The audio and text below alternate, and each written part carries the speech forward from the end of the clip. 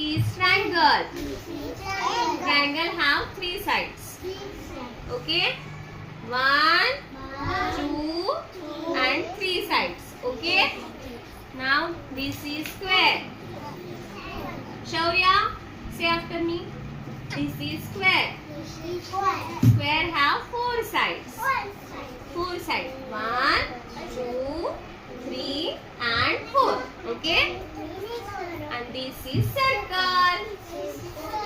This is circle. Circle have 0 sides. Shaurya, circles have 0 sides means no sides. Okay. No sides. Okay. Now, how many sides for triangles? How many sides? किती sides असतात triangles ला? 3 sides असतात. Count it. 1, 2 and 3 sides. Okay, sit properly. Okay. How many sides of square? किती sides असतात? 4. 1, 2, 3 and 4 sides. Okay. Shaurya, how many sides for circle?